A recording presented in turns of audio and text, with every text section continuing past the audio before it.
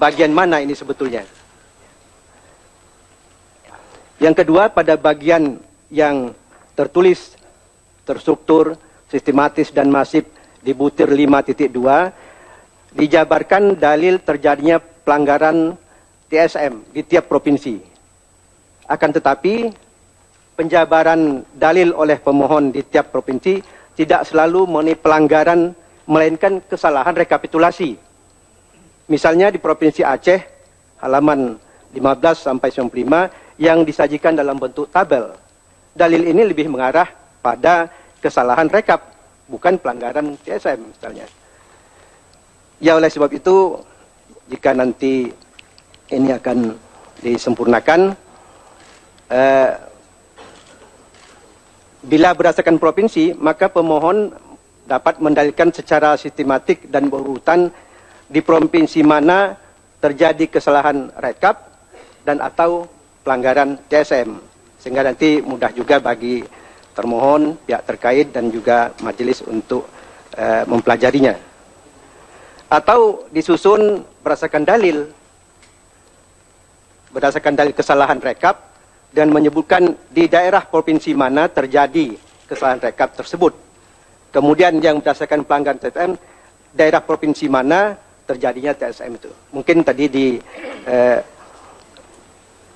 permohonan sebagian sudah diperbaiki, tapi yang menjadi pegangan majelis sampai sekarang adalah permohonan yang dimasukkan pada tanggal terakhir 26, perbaikan. Kemudian pemohon menyebut dalil adanya alasan termohon dengan sengaja mengabaikan rekomendasi Bawaslu Provinsi dan atau Panwaslu Kabupaten Kota agar melakukan klarifikasi dan atau pemungutan suara ulang atas permasalahan daftar pemilih khusus tambahan di PKTB itu, butir 416 sampai 424. Ini dapat disusun mungkin dalam dalil tersendiri. Kemudian ada hal lagi, secara normatif pada setiap dalil yang diajukan harus didukung oleh bukti-bukti yang cukup dan meyakinkan. Oleh karena itu, dalil-dalil dalam permohonan harusnya mengacu pada bukti-bukti yang diajukan. Ya, majelis melihat bahwa pemohon mengajukan sekian banyak dalil, tetapi belum menunjukkan bukti-bukti tertentu. Sedangkan mahkamah harus memeriksa secara rinci, detail dalil tersebut satu persatu. Misalnya, kesalahan penghitungan suara di tingkat TPS, maka pemohon harus menyerahkan bukti POM C1-nya. Ini saya kira banyak di halaman 15 sampai 16, kemudian tidak diteruskan dengan misalnya ini P sekian sampai P berapa. Terakhir saya kira pada petitum tadi yang mulia para hakim konstitusi sudah menyampaikan juga, ini tentu persoalan kecermatan.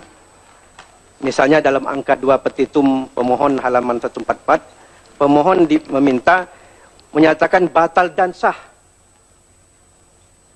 Padahal seharusnya batal dan tidak sah saya kira ya. Ini saya kira ya pengetikannya. Yang kedua, petitum harus sesuai dengan pokok permohonan karena putusan mahkamah atas kebenaran dalil pemohon memiliki konsekuensi yang berbeda. Dalam hal kesalahan rekap, maka mahkamah ya akan menetapkan suara yang benar menurut mahkamah dan KPU harus menaati. Sedangkan dalam hal mahkamah menilai terjadi TSM, ya tadi permintaan untuk memutus perhitungan suara ulang atau pemungutan suara ulang. Ini jadi konsekuensinya ada berbeda.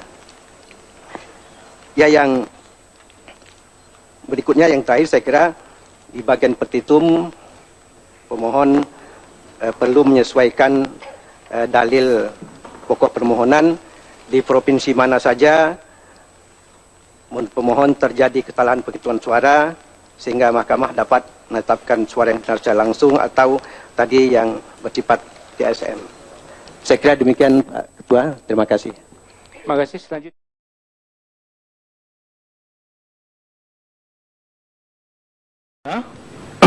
itu lebih baik.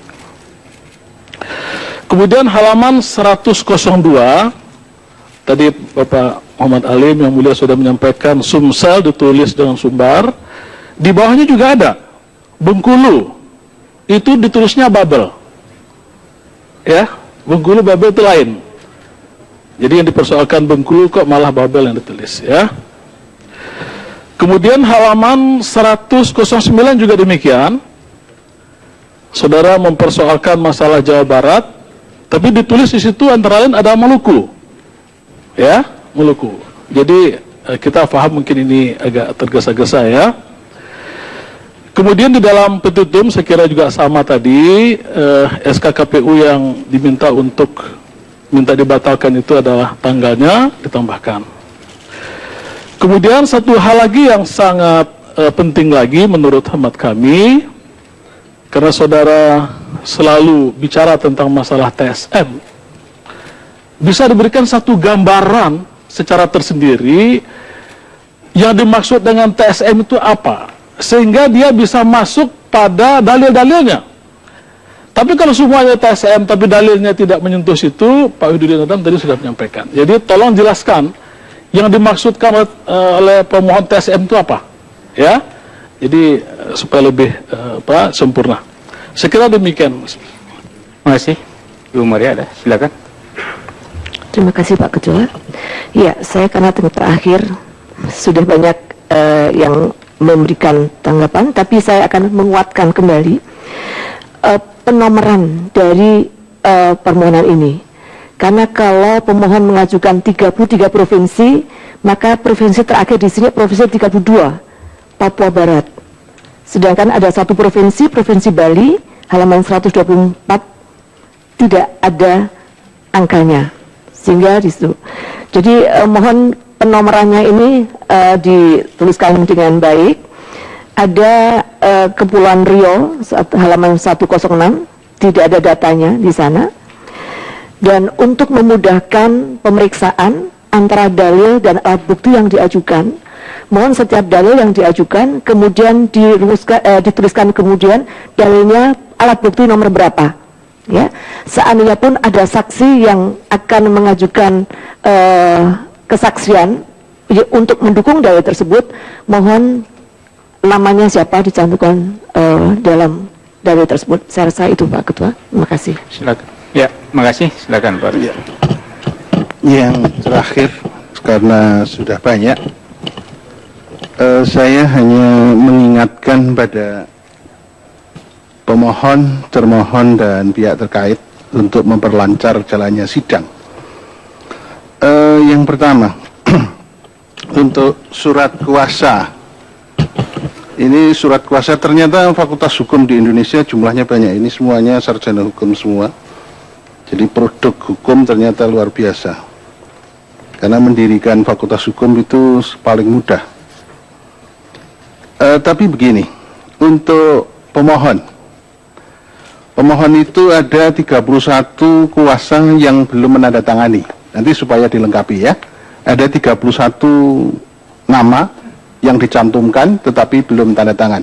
Kalau memang tidak tanda tangan dibuang saja. Ya, karena keabsahan dari surat kuasa ini.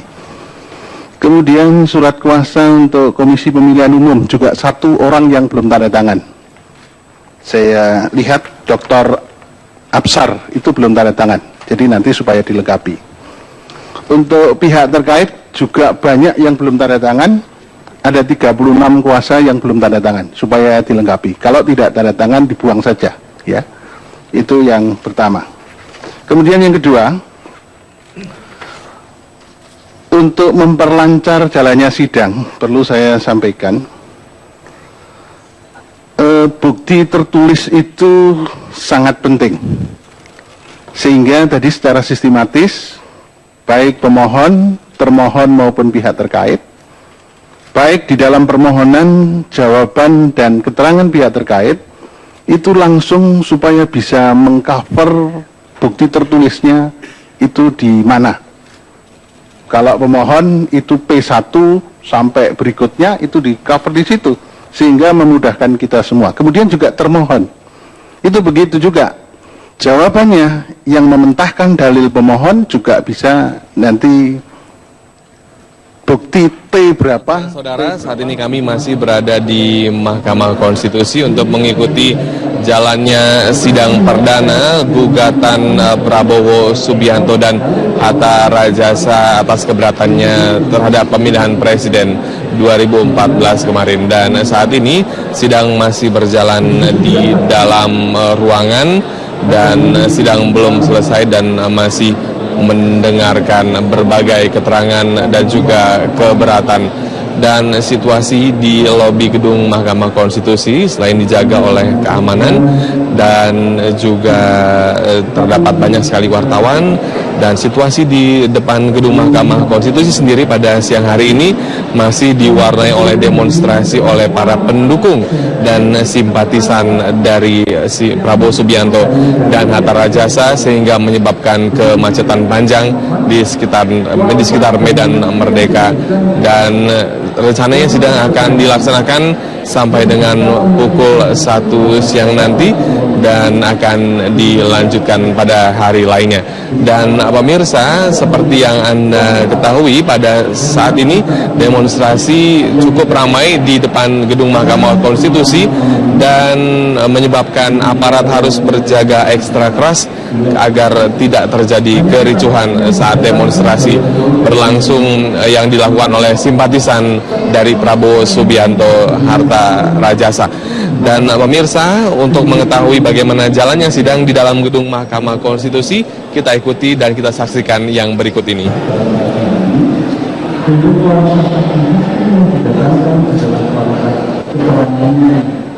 Bukan jumlahnya. Jadi ini supaya juga mulai persiapkan. Tadi Pak Ketua mengatakan bahwa sebelum saksi itu didengar keterangannya di persidangan, 1 hari sebelumnya sudah dibuat namanya, kemudian alamat yang lengkap, identitas yang lengkap, dilampiri dengan KTP dari saksi-saksi tersebut, sehingga kita bisa cek betul bahwa saksi ini.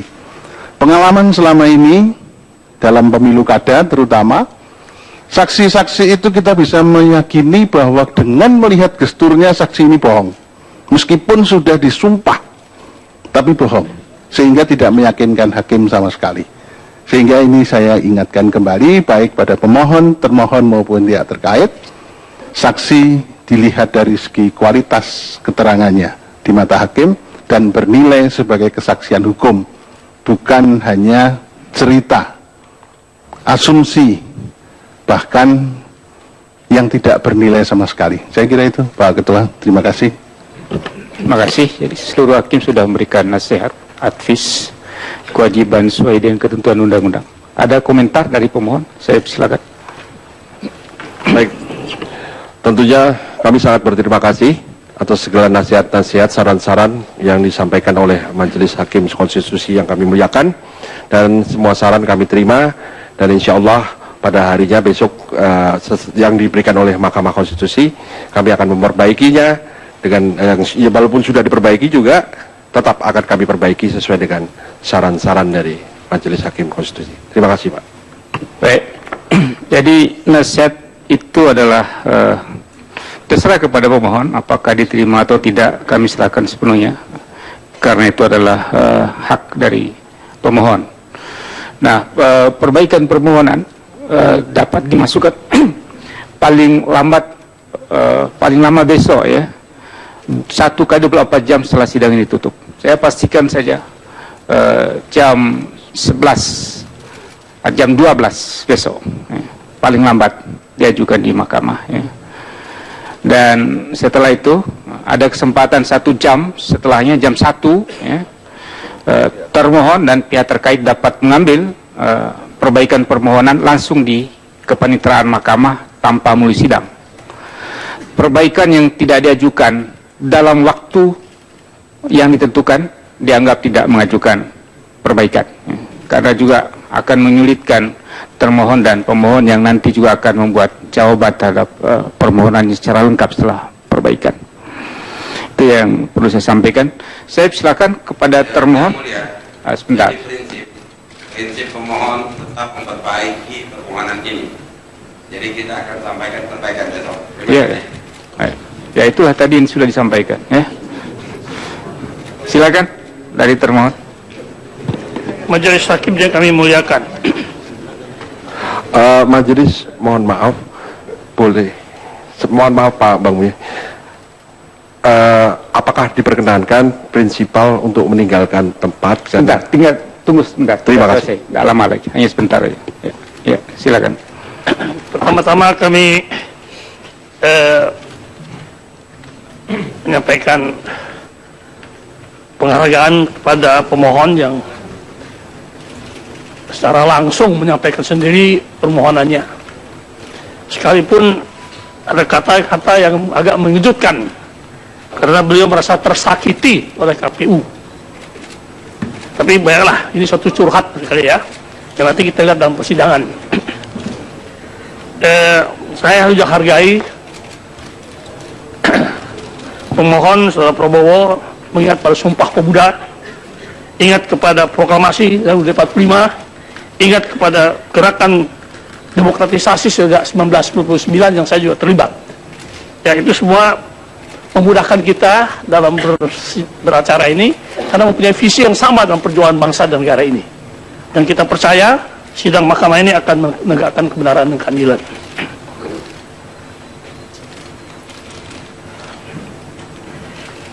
Ada hal-hal lain yang ingin saya sampaikan. Dalam permohonan ada tiga permohonan yang asli. Yang pertama, saya kira yang ini yang ada saya. Yang kedua, permohonan perbaikan yang lebih tebal. Tapi tadi ada perbaikan lagi yang secara lisan disampaikan. Saya mohon bisa tertulis disampaikan supaya kita juga lengkap. Iya, nanti Pak Boyo, besok yang terakhir yang diperbaiki itulah yang nanti akan dijawab. Ya, tengah waktu ya. Ya. Meskipun demikian, waktunya sudah dibatasi, saya mohon juga Majelis Hakim memberikan nasihat kalau sependapat dengan kami, bahwa perbaikan-perbaikan itu tidak menyangkut materi-materi yang baru sebenarnya. Perbaikan hanya redaksional dan hal-hal kata-kata, koma, titik. Tidak materi yang baru. Kalau Dia akan hal-hal itu materi akan dinilai oleh mahkamah. Oke. Apakah perbaikan itu Ya. sudah keluar ruang lingkup perbaikan atau tidak. Nanti akan dinilai oleh itu mahkamah. kami Ya. maksudkan ya, supaya kami juga tidak mempunyai waktu untuk bisa membela diri dengan baik. Kalau permohonannya tiba-tiba ditambah materinya kan kami tidak ada waktu yang cukup. Terkait 10 provinsi ini, terkait 10. Ada lagi satu hal buat para pemohon ini. Saudara menyampaikan juga permohonan pada majelis tentang 10 provinsi. Ya, Kepulauan Riau, NTB, Kalimantan Barat, Kalimantan Tengah, Kalimantan Selatan. Bentar, biarkan saja dulu ya. Tidak usah interupsi. Jadi dengarkan saja dulu. Kita Kalimantan biar Timur, terbicara di Sulawesi sidang. Utara, Sulawesi Tenggara, Gorontalo, dan Maluku. Tapi terhadap 10 provinsi ini tidak ada uraiannya. Ya, apa masalah yang ingin disampaikan? Kami mohon supaya diisi. Hah? Ya, kami maaf sudah majelis. Kami ingin bertanya saja lah, apakah hari ini masih diberi kesempatan untuk mengisi atau sudah dikesampingkan? Tapi ini kan hal baru jadinya. Yang mulia Ya, jadi begini, bentar. Sebaiknya masuk dalam jawaban saja yang mulia. Iya, Nanti jadi bentuknya nasihat. Itu wewenang majelis yang mulia. sebentar. Saya ingatkan tertib ya. Kita jalan sidangnya enak ya. Jadi sampaikan ke sini ya. Setelah saya izinkan bicara baru bicara. Kan dengar tadi peringatan aturan sidang di mahkamah ya. Saya ingatkan saudara. Ya, Jadi silakan. kami ingin minta kebijaksanaan majelis, apakah terhadap 10 provinsi yang tidak ada uraiannya ini dianggap masih ada dan diberikan kesempatan untuk memperbaiki atau kita kesampingkan? Majelis lah yang mempunyai kebijaksanaan untuk menentukan. Ya, baik. Terakhir, kami hanya mengimbau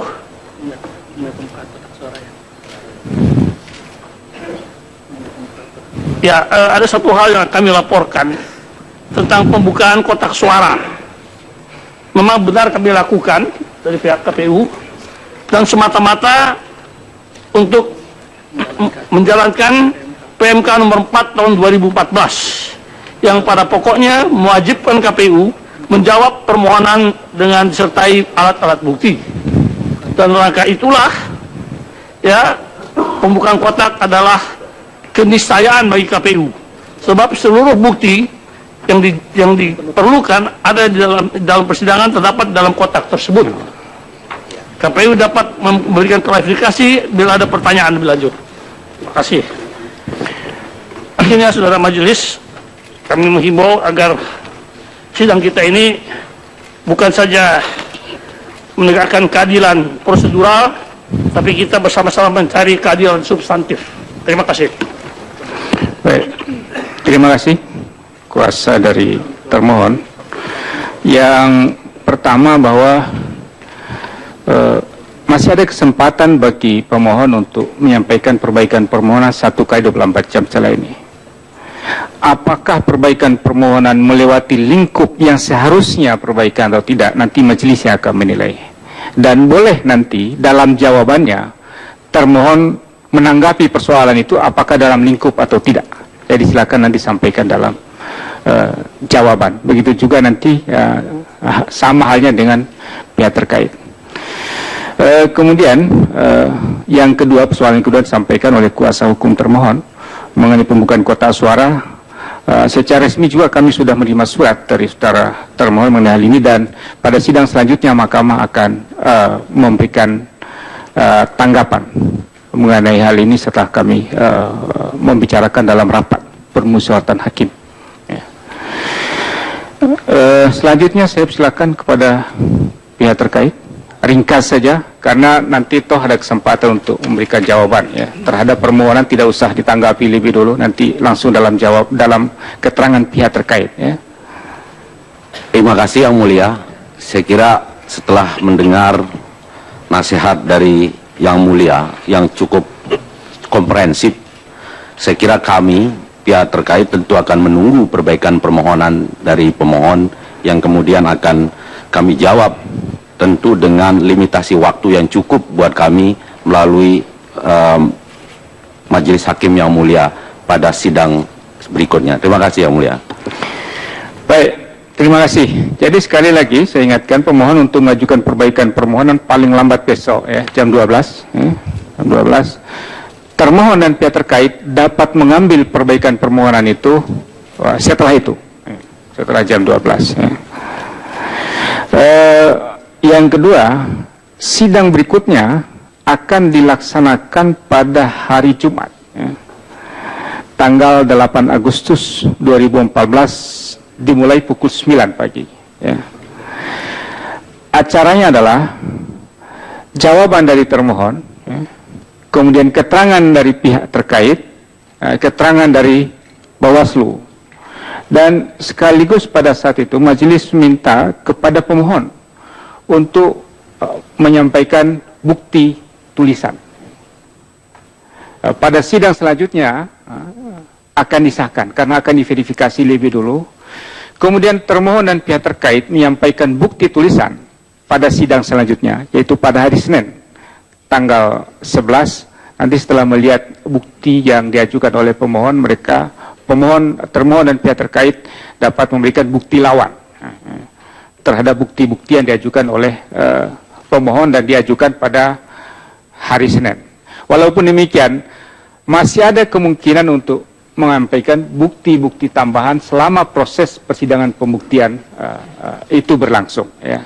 Tapi ini untuk mempermudah, karena sambil sidang berjalan kami harus mempelajari dan memverifikasi bukti itu, dan kami mendalami satu persatu selama proses sidang itu berjalan. Karena itu kami membutuhkan betul bukti-bukti ini diajukan lebih dulu untuk dipelajari oleh majelis. Kemudian yang ketiga, kita juga merencanakan pada hari Jumat itu langsung memeriksa saksi, ya, saksi dari pemohon. Untuk tahap awal, ya, kami merencanakan masing-masing 50 saksi. Ya. Dilihat alokasi waktu akan ditambah lagi, dan seterusnya sampai alokasi waktu itu habis. Ya. Jadi apakah nanti hanya 50 masih 50 atau berapa, nanti kita lihat alokasi waktunya. Ya. Alokasi waktu yang sesuai dengan yang tadi saya sudah sampaikan pada awal sidang. Nah, untuk tahap pertama, masing-masing mengajukan 25 orang saksi.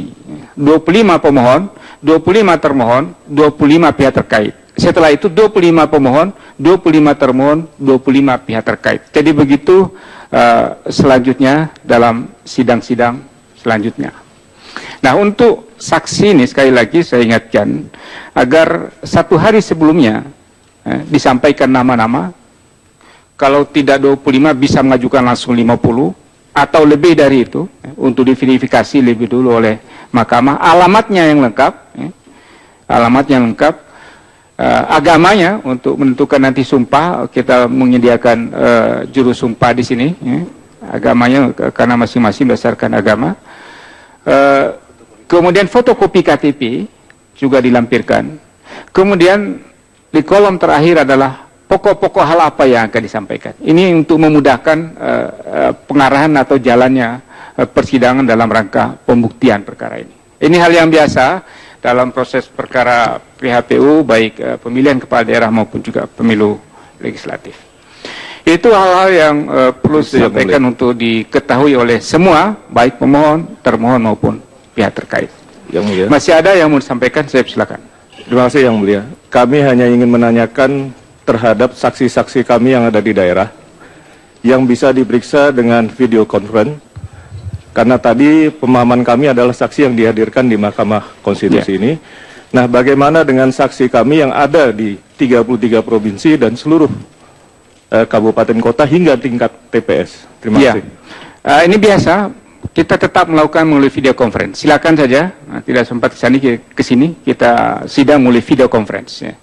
Sama nilainya, nilai pembuktiannya sama.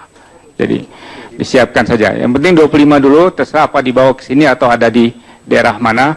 Tapi sampaikan sebelumnya agar disediakan di tempat mana video conference itu akan dilakukan. Agar staf kami ada di tempat video conference itu sudah menyiapkan sebelumnya. Ya. Tadi ya, dari pihak terkait. Ya. Izin Yang Mulia. Satu pertanyaan, apakah masing-masing pihak ini bisa melihat bukti yang telah disampaikan supaya kita mengetahui juga bukti apa yang mereka sampaikan. Terima kasih Yang Mulia. Ya, pasti bisa, dan Anda harus dilihat. Anda rugi kalau tidak melihat. Ya, jadi kami akan buka dan kami dibuka di bagian kepaniteraan untuk dilihat buktinya. Ya, silakan saja. Ya, masih ada dari pihak terkait. Satu lagi Yang Mulia, terkait juga dengan bukti. Apakah kami juga bisa mendapatkan daftar bukti yang sudah didaftarkan bersamaan dengan perbaikan permohonan yang disampaikan esok hari? Karena untuk memberikan atau menyusun keterangan pihak terkait, kami pun juga membutuhkan daftar bukti yang sudah didaftarkan oleh pemohon. Terima kasih Yang Mulia.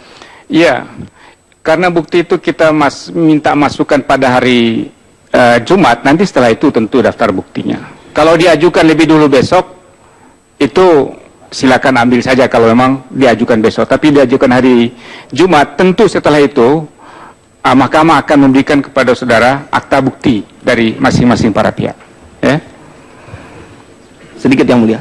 Ya. Paling tidak daftar bukti yang didaftarkan pada saat yang sudah ada, nanti akan akan kami sampaikan. Ya, silakan dilihat di kepaniteraan.